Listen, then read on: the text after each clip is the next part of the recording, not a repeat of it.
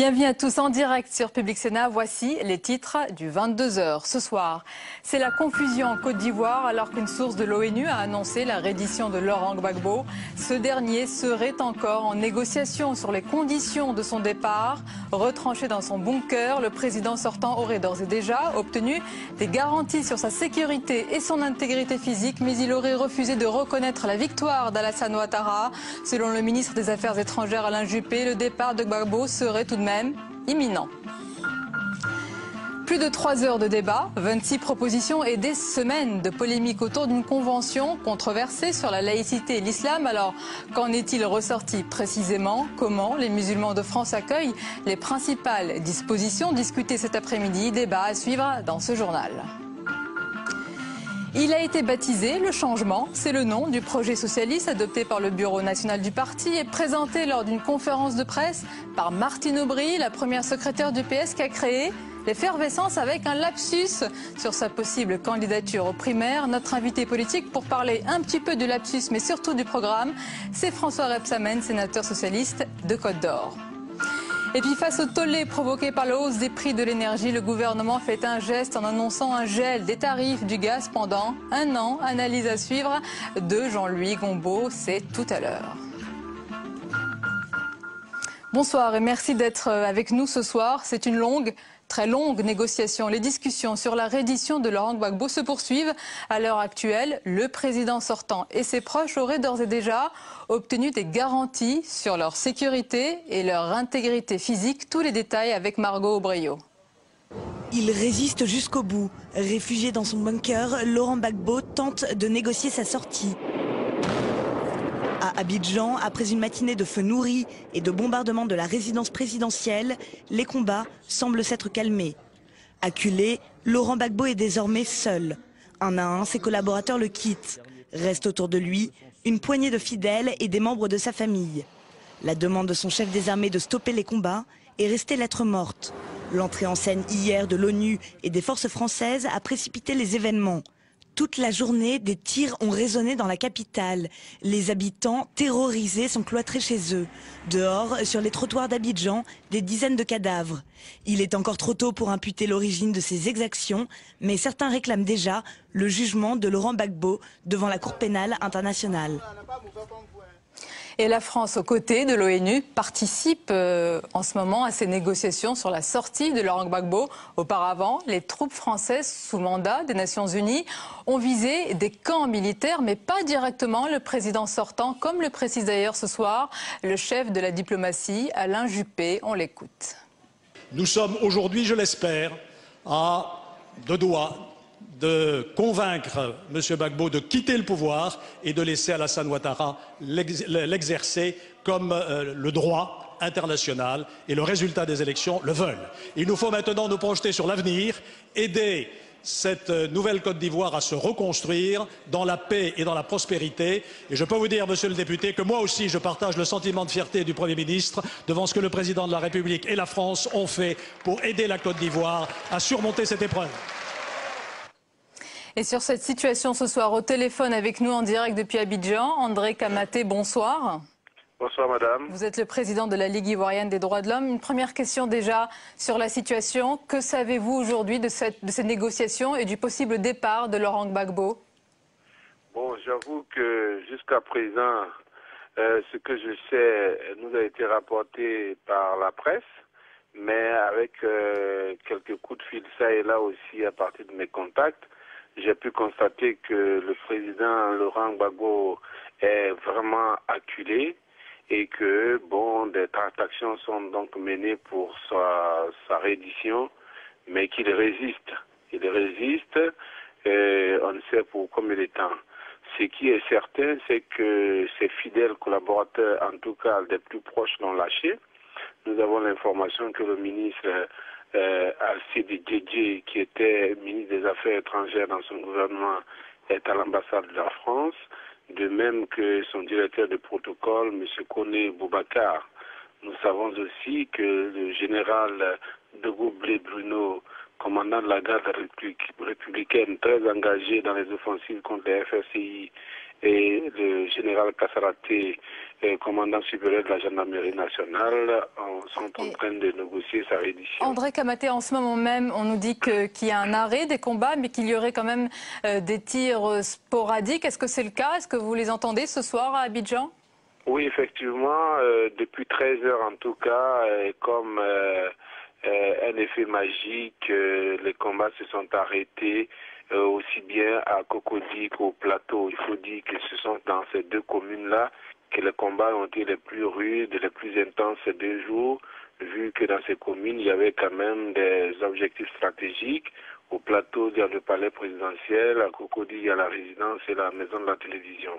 Et effectivement, depuis 13 heures, comme je le disais tantôt, les coups de feu, les tirs à l'arme lourde se sont arrêtés. Et il y a donc de temps à autre quelques tirs sporadiques. À l'information, il y a 2 sources de ces tirs-là. D'une part, il s'agirait de certains miliciens qui, dans leur retraite, tirent pour intimider, mais chercher aussi à violenter les populations, comme cela s'est passé à Cocody, au quartier Anono. Et d'autre part, les tirs proviendraient des forces républicaines qui tirent donc pour intimider. Voilà pour la situation ce soir. Pires, oui. André Kamaté, est-ce que vous souhaitez que Laurent Gbagbo soit traduit devant un tribunal international? Je n'ai pas à me prononcer sur la question. Moi, je voudrais simplement que tous ceux qui ont été reconnus auteurs des violations des droits de l'homme, qu'il s'agisse de Laurent Gbagbo ou de toute autre personne, puissent répondre de leurs actes. Oui, c'est important ce que vous dites, parce que moi je pose la question évidemment au président de la Ligue ivoirienne des droits de l'homme que vous êtes, quand vous dites toute autre personne, c'est-à-dire peut-être même le camp Ouattara aussi? Il faut qu'il y ait une transparence sur tout ce qui se passe. Vous savez que dans cette crise, il y a eu beaucoup d'exactions. Je ne sais pas dans quelle proportion ça pèse pour l'un ou l'autre camp, mais il est évident que si on veut que la justice soit juste, il faudrait que tous ceux, quel que soit le bord, et qui auraient été reconnus, ça c'est important, qui auraient été reconnus comme responsables des violations des droits de l'homme, puissent répondre de leurs actes. Merci. Parce que, Je vous en prie, oui, allez-y. Non, je voulais dire simplement que c'est l'impunité qui nourrit les violations des droits de l'homme. Et en tant que militants des droits de l'homme, nous ne devons pas avoir de parti pris. Nous militons pour que les droits de toutes les personnes et de tous les hommes soient respectés. On a bien compris votre message. Merci beaucoup André Kamaté d'avoir été avec nous en direct depuis Abidjan. Et évidemment, nous vous tenons informés de la situation, de l'évolution de la situation sur place, alors que les négociations sont donc en cours pour la reddition de Laurent Gbagbo. C'est la dernière information. Retour en France à présent, et c'est un débat qui aura duré exactement 3h45 pour aboutir à 26 propositions sur la laïcité.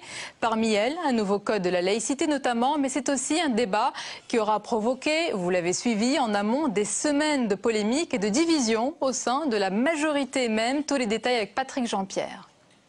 Au dehors, c'est un gros dispositif policier qui avait été mis en place pour que ce débat se déroule en toute sérénité. Après 2 mois de polémique, Nicolas Sarkozy est boycotté par de nombreux ténors de la majorité, a bel et bien lieu à la grande satisfaction de Jean-François Copé qui s'est posé d'entrée en victime.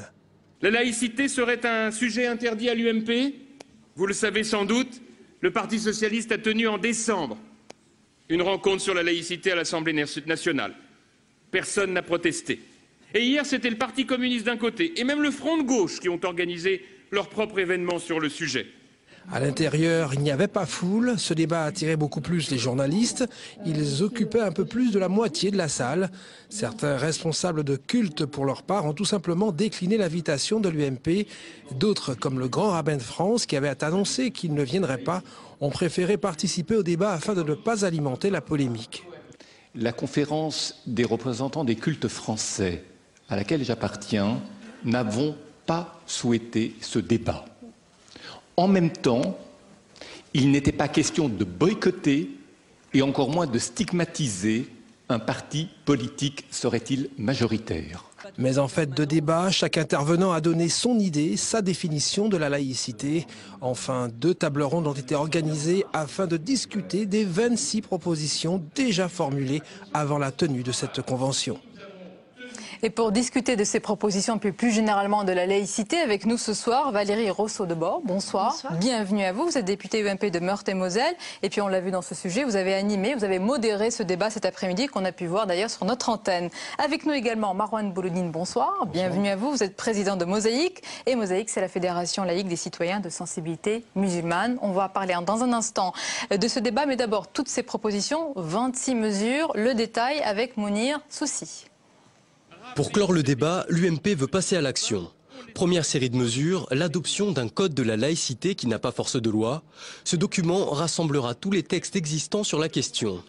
Une compilation qui doit servir de guide aux administrations et entreprises confrontées à des revendications religieuses. Jean-François Copé prévoit aussi de faire adopter une résolution parlementaire à l'Assemblée nationale et au Sénat.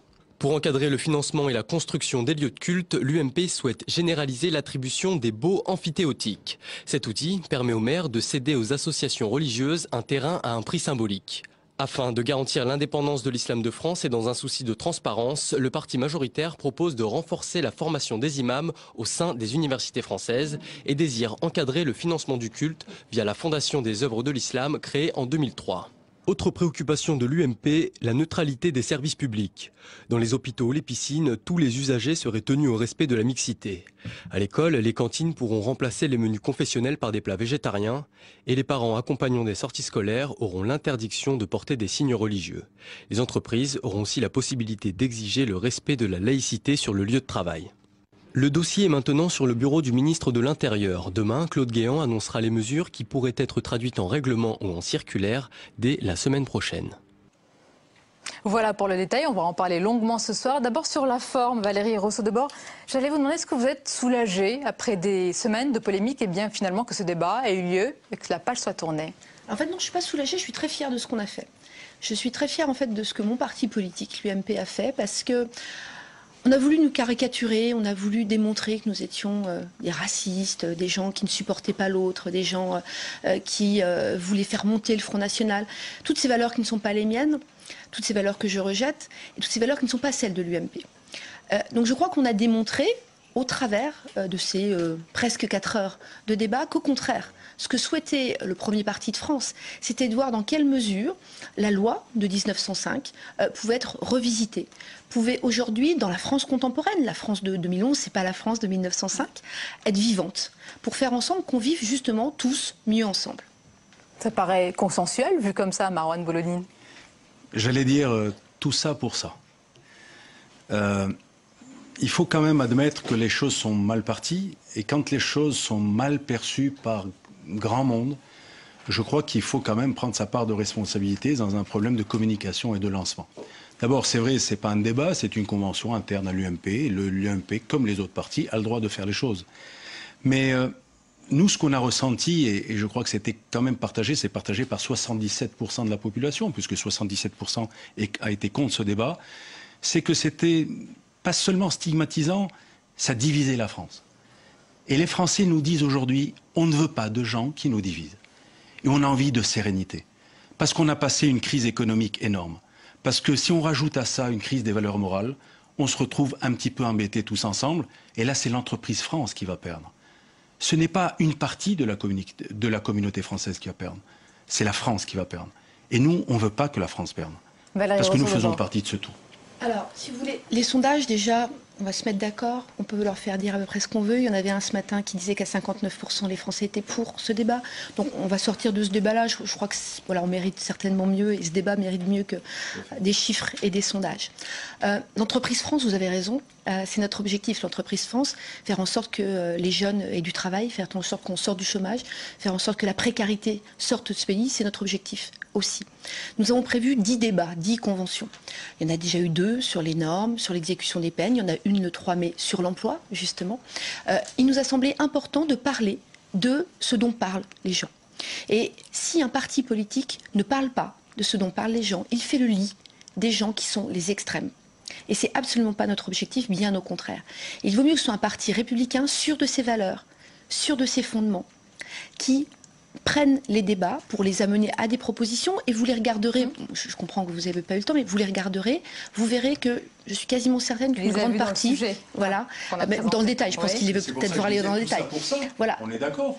Oui, mais ce n'est pas fait. C'est pour bien vivre ensemble avec ces différences ou pas, on est d'accord. Le problème, monsieur, c'est qu'en fait, là où il y a une responsabilité de la droite comme de la gauche, et je l'assume pour mon parti politique, c'est qu'il y a plein de choses qu'on n'a pas faites. Et ça, c'est pas bien. Et il n'y a pas de honte à dire. Il y a plein de choses qu'on n'a pas faites. On pourrait vous dire. Mais madame, oui. Voilà, je veux dire, il n'y a pas de honte à dire à un moment, il y a des choses qu'on n'a pas faites et c'est pas bien. La seule chose qui me gêne dans tout ça, c'est qu'on n'a pas su tirer les leçons des élections. Vous avez une abstention qui est énorme et vous, la seule réponse que vous donnez en priorité, c'est la laïcité. Mais les gens, ils s'en foutent, madame. Les gens, ce qu'ils veulent, c'est un stage pour leur enfant. Ce qu'ils veulent, c'est un toit convenable. Ce qu'ils veulent, c'est ne pas payer 1,60 € le litre d'essence. C'est une vraie problématique. La vraie problématique, c'est la désindustrialisation de la une convention sur l'emploi qui est à venir. On fait le 3 mai, ça, si vous voulez. Donc, je vous invite à venir. Et nous, on aura des choses à dire. Parce que c'est vraiment la priorité des Français. C'est avec plaisir que nous vous recevrons. En fait, pourquoi maintenant ce débat? Ça fait plus de 3 mois qu'on l'a prévu. Bon, si on ne l'avait pas fait, imaginez ce qu'on aurait dit si on ne l'avait pas fait. On aurait dit... ces gens n'ont pas de colonne vertébrale. Ces gens sont dans la capacité de diriger un pays à partir du moment où vous n'avez pas de colonne vertébrale. Nous avons une colonne vertébrale. Et cette colonne vertébrale, c'est liberté, égalité, fraternité, laïcité. Alors, avant qu'on poursuive, Valérie Rousseau-Deborre, parce qu'on a suivi avec beaucoup d'attention cette convention, il a été beaucoup question de laïcité, mais il a été beaucoup question aussi d'islam. On va écouter d'ailleurs quelques morceaux choisis de Jean-François Copé, qui a beaucoup parlé du culte musulman. On va l'écouter ensemble. Aujourd'hui, dans une école, s'est posé le problème d'une maman qui portait un signe extérieur, en l'occurrence un voile. En ce qui concerne les fameuses prières de rue, dont je souhaite qu'elles soient tout de même remises à leur juste proportion, on peut tout à fait imaginer de tenir compte pour des prescriptions alimentaires des attentes des uns et des autres. Par exemple, pour ceux qui souhaitent respecter des prescriptions religieuses, par exemple pour la nourriture halal, on ne saurait accepter que dans des classes, certains élèves n'acceptent pas l'enseignement de telle ou telle étape importante de l'histoire. Le temps des croisades, la Shoah, certains nous ont rapporté, de manière très concrète, sur le terrain, des comportements inacceptables dans l'école de la République. Voilà, je précise bien sûr que c'est un montage, hein, c'est un condensé de près de 4 heures de discussion, de débat. Marouane Bouloudine, quand vous entendez justement toutes ces phrases collées une à une, quel sentiment vous avez? Le sentiment qu'on nous prend encore pour des gens qui ne comprennent pas bien. Et les Français sont en train de rétorquer en disant « nous ne sommes pas dupes ». Ce n'est pas un débat sur la laïcité, c'est un débat sur l'islam. Ce n'est pas un débat d'ouverture, c'est un débat de division. Ce n'est pas un débat qui, comme vous le disiez, et je vous crois honnêtement Valérie, quand vous disiez que c'est pas vous, mais ça fait trop. Le débat sur l'identité nationale, la burqa qu'on a suivi, qu'on a condamné, les tenues, les sorties des députés, des uns et des autres. Je veux dire, mais qu'est-ce qu'on a fait? Sur le climat, d'ailleurs même fait sur les propos peut-être de Claude Guéant, est-ce que vous pensez, les propos d'hier, hein, comme quoi le nombre de musulmans pose problème, est-ce que vous pensez quand même que ça peut être un climat un peu stigmatisant, anxiogène pour une partie de la population? Quand on fait, si vous voulez, ce que vous venez de faire, c'est un travail journalistique, c'est-à-dire vous prenez des phrases, vous les accolez et vous donnez une ambiance. Non mais vous êtes très honnête, vous l'avez précisé, vous êtes très honnête.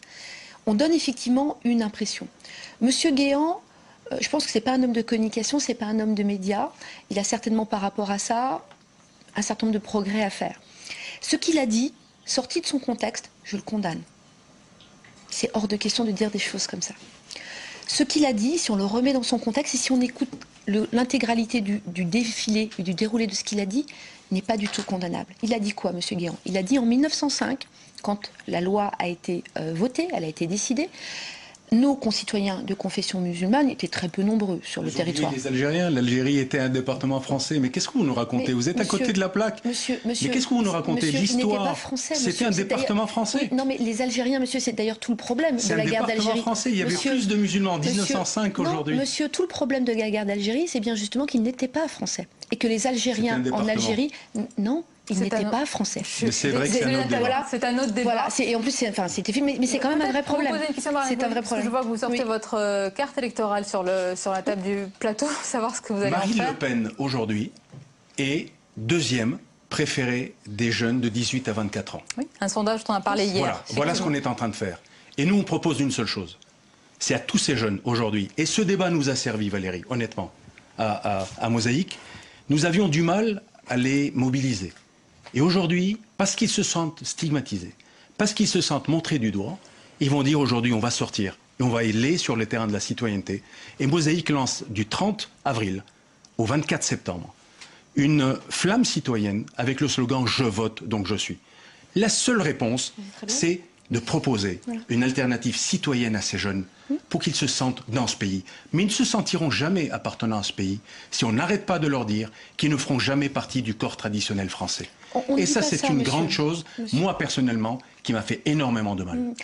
Parce qu'on a fait un parcours citoyen exemplaire, très sincèrement, et pourtant on nous rétorque toujours ça. Si vous avez senti ça, sincèrement, c'est pas du tout. Monsieur, c'est vraiment pas du tout ce que nous avons voulu dire. Gérard Longuet l'a dit, il l'a répété. Monsieur, aujourd'hui, très clairement, ce qu'on a dit, nous, et ce qui a été dit dans cette convention pendant 3h40, et vous l'avez suivi, et je pense que je retrace vraiment ce qui a été dit. Ce qui a été dit, c'est comment on fait en sorte que tout se passe au mieux dans notre République. Comment est-ce qu'on donne aussi des droits à nos concitoyens de confession. Que Gérard Longuet, qui a dit ce qu'il a dit, se retrouve ministre. On termine. Qu'un ministre de l'Intérieur condamné pour injure raciale reste ministre. De confession musulmane. Des choses toutes simples, les carrés musulmans. Aujourd'hui, on a des difficultés pour mettre en place des carrés musulmans. C'est normal d'offrir la possibilité à nos concitoyens. Vous êtes au pouvoir, mais faites-le, ne débattez pas, faites-le. Monsieur, pour ça, il faut un certain nombre de textes. Mais vous êtes au pouvoir, vous avez les rênes du pouvoir, faites-le. Pourquoi vous débattez, vous parlez dans le vide, là? Faites-le. Si, ça se fait, on l'a fait, parce qu'on a mis un certain nombre de dispositifs. Faites-le. Pas partout, pas tout à fait. Demandez aux maires de toutes les villes de ne pas préempter les Je ne sais pas si vous avez remarqué, mais dans les collectivités territoriales, le moins qu'on puisse dire, c'est qu'on n'a pas la majorité. C'est même plutôt le contraire. Aujourd'hui, l'idée n'est absolument pas de stigmatiser, bien au contraire. L'idée est de dire tous les citoyens de France sont avant tout des citoyens. Voilà, vous avez raison, c'est ça qui est important, c'est la carte électorale. Et tout ce qui vous ferait pour inciter les gens... Faisons-le ensemble. Tous les gens que vous inciterez à aller voter, c'est formidable. Et tous les gens conclusions dont vous éviterez de voter, qu'ils votent pour les extrêmes, ça sera formidable. Un dernier mot, Marouane Boulodine, pour conclure. Un dernier mot, c'est de dire que ce pays a besoin de sérénité pour pouvoir gagner. Et il a besoin de donner la juste place à chaque citoyen de ce pays, quel qu'il soit et d'où qu'il vienne. Merci beaucoup d'avoir été nos invités pour ce 22h et merci pour ce débat serein et apaisé.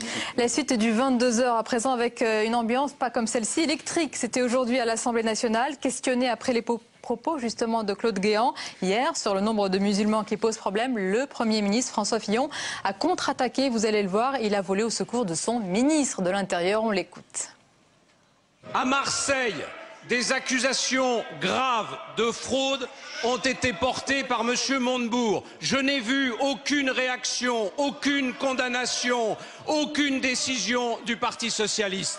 Et vous venez maintenant instruire le procès de Claude Guéant avec des phrases sorties de leur contexte, avec des phrases coupées en morceaux, avec les bonnes vieilles méthodes des procès staliniens, la caricature, la calomnie, l'amalgame.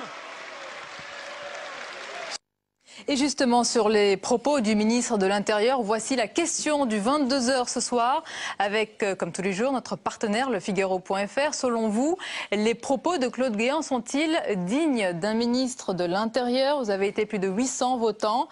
Eh bien, oui, à 75%, donc vous n'êtes pas choqués par ces propos. Voilà pour ce sondage réalisé avec notre partenaire, le Figaro.fr. Autre actualité à présent, il a été baptisé Le Changement. C'est le nom du projet socialiste adopté par le Bureau national du parti et présenté lors d'une conférence de presse par Martine Aubry, la première secrétaire du PS qui a créé l'effervescence avec un lapsus sur sa possible candidature aux primaires, une phrase qui a provoqué l'emballement médiatique. On regarde cela avec Sophie Normand et Michael Samès.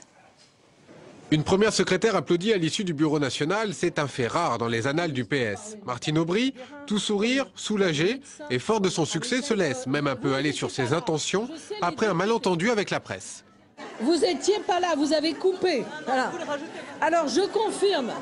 Si je le suis, je vous le dirai. Je le confirme. Voilà. Lapsus ou dérapage contrôlé, quoi qu'il en soit, Martine Aubry a mis tout le monde d'accord, ou presque.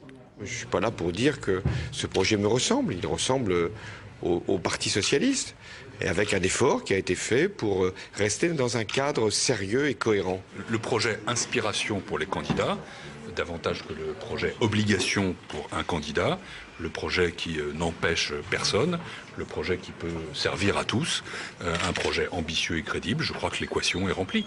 Un projet qui n'empêche personne, certes, mais qui en dérange certains. J'aurais aimé quelque chose, le projet du PS quand même, c'est pas rien. Là, si on se met à 20 pour faire un projet, évidemment c'est un peu limité. Pas ou peu d'amendements à ce projet qui sera voté sans bruit. Première étape, samedi lors du Conseil national. Viendra ensuite le vote des militants le 19 mai. Restera alors à savoir qui l'incarnera. Notre invité politique ce soir, François Rebsamen, bonsoir. Bonsoir. Bienvenue à vous, sénateur socialiste de Côte d'Or. On va parler beaucoup de fond ce soir, mais d'abord une question de forme avec ce lapsus de Martine Aubry. Vous avez eu des sueurs froides? Non, parce que même si elle était candidate, elle a le droit d'être candidate. Donc, je ne sais pas si c'est un lapsus ou si ça révèle une volonté cachée. Ah, ça peut être un calcul alors. Peu importe. Un dérapage. Non, je ne crois pas que ce soit un calcul. Je pense que la phrase lui est venue comme ça. Mais après tout, si Martine Aubry avait annoncé qu'elle était candidate, elle a le droit. Elle est première secrétaire. Elle travaille. Voilà, on a dit qu'il y aurait des primaires. Après tout. Ça ne doit pas surprendre. Voilà. Moi, enfin, en tous les cas, moi, ça ne me choquerait pas. Voilà pour cette candidature. Une autre question de forme. Hier, alors que le projet socialiste était dévoilé, un projet qui prévoit d'ailleurs beaucoup d'interventions de l'État, eh bien une voix est venue de Washington, vous voyez de qui je veux parler, de Dominique Strauss-Kahn, qui a déclaré ceci: avec la crise, il faut plus d'État et moins de libéralisme. Est-ce que c'est un autre caillou blanc semé sur le chemin du retour? Ça, il faut demander à ceux qui interprètent la pensée de Dominique Strauss-Kahn. Je n'en fais pas partie. J'écoute avec intérêt ce qu'il dit, mais je ne suis pas capable d'en faire l'exégèse en tous les cas. Alors rentrons dans les détails du projet socialiste. D'abord sur la sécurité, c'est un thème qui vous est cher. Est-ce qu'il est suffisant de dire qu'il y aura 10 000 policiers et gendarmes supplémentaires pour faire une politique sécuritaire? Non, il n'y a pas que ça. Et je suis très heureux sur cette partie-là, puisque vous m'en parlez, que le PS, dans son projet, reprenne les propositions que nous avons présentées à Créteil. Sur la sécurité, il faut développer quatre axes: la prévention, la dissuasion, c'est-à-dire la présence policière. Et là, effectivement, on voit que la diminution des effectifs commence à poser problème dans la sécurité, dans l'éducation, dans la justice, etc. La sanction, et on développe comment elle doit être, la sanction, c'était rapide, appropriée, efficace pour être exemplaire. Et puis la réparation qui est due aux victimes. Donc moi, je retrouve le corpus de propositions qu'on a fait dans le projet sur la sécurité. Je m'en félicite. Mais avec un point central sur l'embauche quand même, est-ce que ce n'est pas l'embauche qui fait la sécurité dans ce programme? Non, j'en suis d'accord. D'ailleurs, ce que nous avons dit avec Martine Aubry, c'est il faut 1000 policiers tout de suite, et c'est sur la durée de la législature qu'on embauchera 10 000 policiers et gendarmes. Or, tout ça doit nous permettre d'arriver à un chiffre qui était celui de 2002, de 105 000 policiers et gendarmes d'actifs présents sur le terrain, parce que c'est ça qu'il nous faut, et il en manque. Et la RGPP qui s'applique toujours, et la diminution de postes pose quand même problème sur la présence policière. Surtout si on veut, comme vient de le dire le ministre de l'Intérieur, c'est vrai qu'on n'entend pas beaucoup parler de sécurité, parce qu'il parle d'autre chose. Quand il parle de sécurité, il a dit qu'il faut remettre les policiers sur le terrain. Je croyais rêver, je me disais, mais qu'est-ce qui se passe? Qui est au pouvoir? Je crois qu'il parle, permettez, d'un redéploiement. Oui, mais alors pourquoi? Je ne comprends pas bien. Il y a eu des ministres de l'Intérieur avant qui s'y sont employés, je croyais.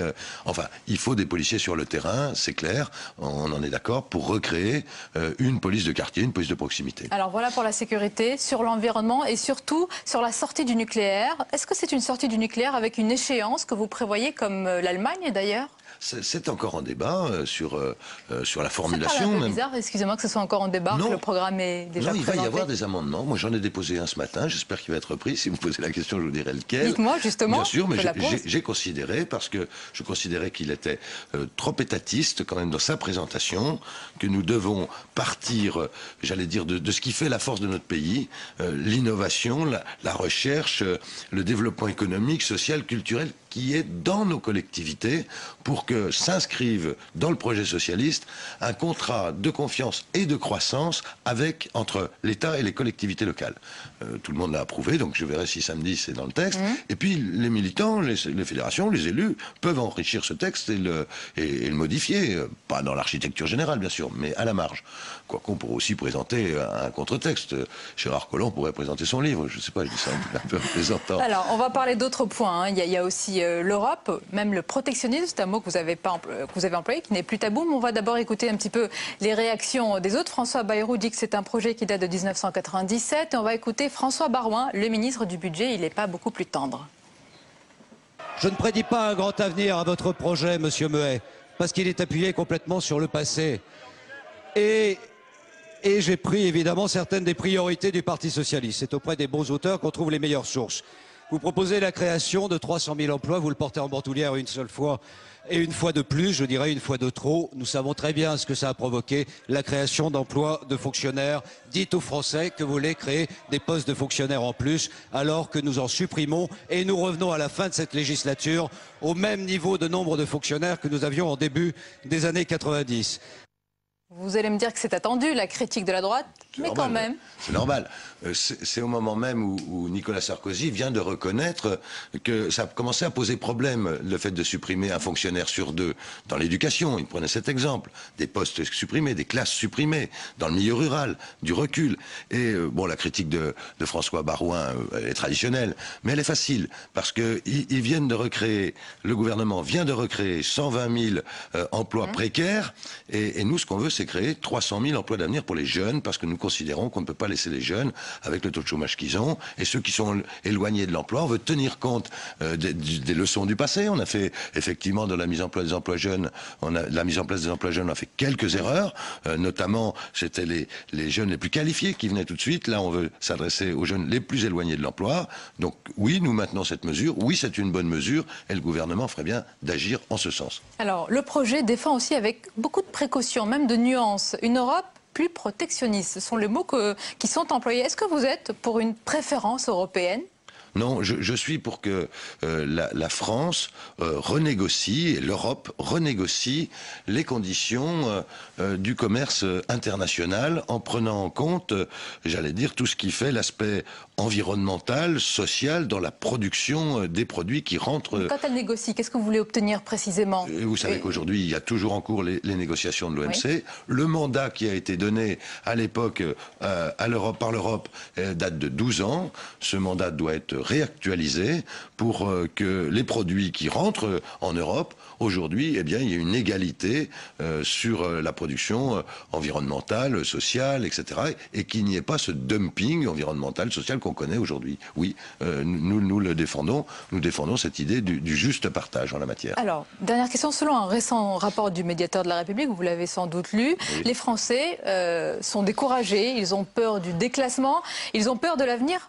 Est-ce que votre programme, Solis, est-ce que ça leur donne envie? Est-ce qu'il est de nature à donner vraiment envie, ce programme? Écoutez, sincèrement. Je ne pense pas que ça soit uniquement 30 propositions comme ça posées sur la table qui donnent envie. Ce que je constate, c'est que en ayant un programme crédible, mais qui redonne de l'espoir, eh bien c'est une première étape qui est franchie.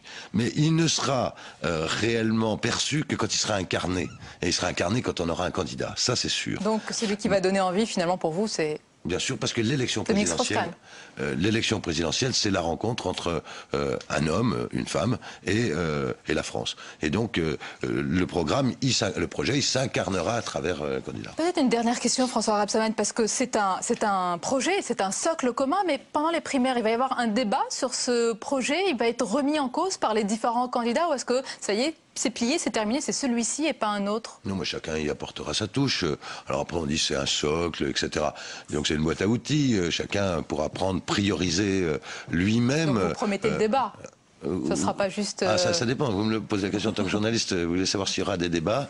On ne sait pas s'il y aura beaucoup de candidats. Donc, en tous les cas, on verra tout cela le 13 juillet quand les candidatures seront déposées. Rendez-vous donc est pris. Merci beaucoup, François Rebsamen, d'avoir été notre invité. La suite du 22h avec ce projet de loi dont on a parlé d'ailleurs hier, ici ensemble, lors de notre débat, et qui est arrivé aujourd'hui au Sénat. C'est le projet de loi bioéthique. Le Sénat l'a déjà profondément remanié en commission avec la levée de l'anonymat pour les donneurs de gamètes. Mais vous allez voir que les sénateurs sont très divisés sur ce texte, et cela au-delà du traditionnel clivage gauche-droite. Delphine Gérard.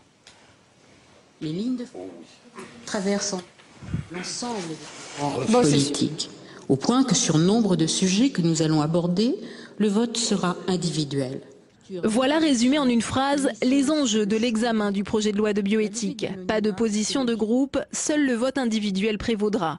Car si la commission des affaires sociales a souhaité lever l'anonymat pour les donneurs de gamètes, cette position n'est pas partagée par la commission des lois du Sénat.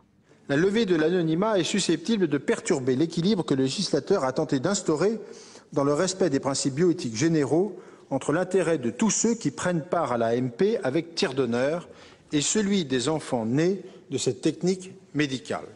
En revanche, un point sur lequel les sénateurs sont tous d'accord, ils refusent le transfert d'embryons post-mortem, une disposition pourtant votée par les députés. Après les bébés médicaments, nous ne voulons pas voir arriver les bébés souvenirs. Pardon de m'exprimer ainsi, mais je crois que de temps en temps, il faut dire les choses nettement. L'examen de ce texte, qui divise profondément les sénateurs au-delà du clivage droite-gauche traditionnel, est prévu pour durer toute la semaine au Sénat. La suite du 22h avec dans un instant notre décodage économique avec Jean-Louis Gombaud. Mais d'abord, c'est le tour de l'info, tout ce qui vous a échappé dans le reste de l'actualité. Le TDI préparé ce soir par Simon Barbary.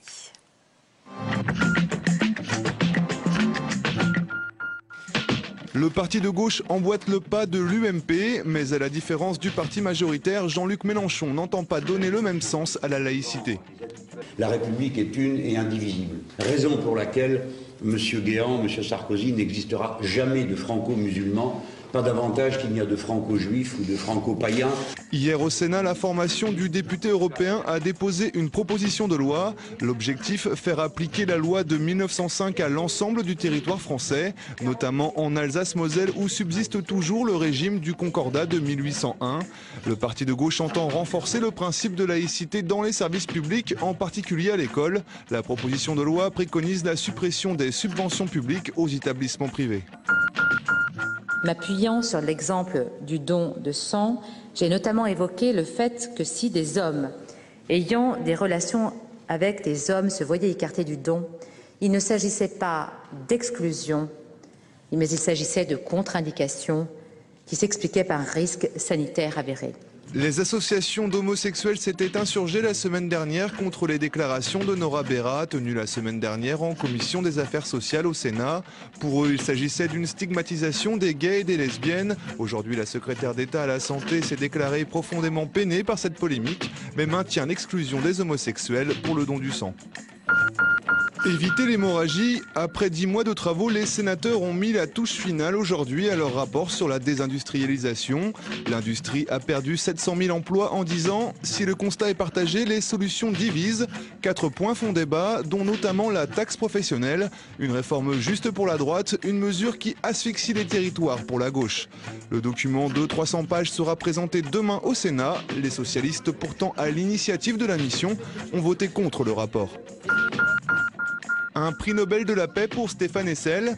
Dans une tribune du journal Le Monde, Michel Rocard ou encore Edgar Morin appuient la nomination de l'ancien diplomate. À 94 ans, l'auteur du désormais best-seller « Indignez-vous » ferait un parfait successeur à Barack Obama. Selon les signataires de la tribune, remettre ce prix à Stéphane Hessel honorerait la vie d'un homme au passé exemplaire, dont le message fut toujours humaniste et internationaliste.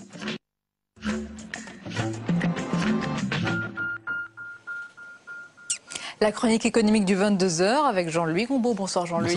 Alors le gouvernement a plafonné le prix de l'électricité, il a bloqué le prix du gaz pendant 1 an. Et qu'est-ce qui se passe après ? Le gaz, ça passe à l'intérieur d'un tuyau.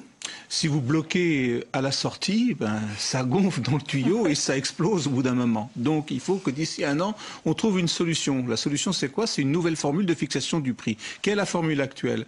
Aujourd'hui, le gouvernement impose aux ceux qui importent de grandes quantités de gaz d'avoir des contrats à long terme parce qu'il dit que ça va nous garantir la sécurité dans l'approvisionnement.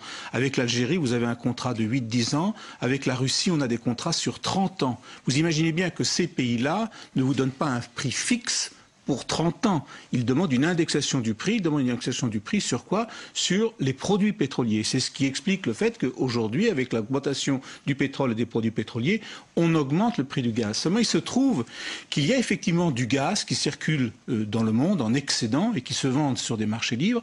Et ce gaz est beaucoup moins cher que ce qu'on nous demande de payer en France. Par exemple, aux États-Unis, le gaz est 40% moins cher qu'en Europe parce qu'on s'approvisionne sur du gaz à très court terme, qui est aujourd'hui en abondance. Donc on est devant une situation où il faut trouver un nouveau système, une nouvelle formule, et le gouvernement a 1 an pour la trouver. Mais on a l'impression qu'il n'y a rien à faire, Jean-Louis, finalement, que le prix du gaz il va augmenter. Alors ça dépend ce qu'on veut.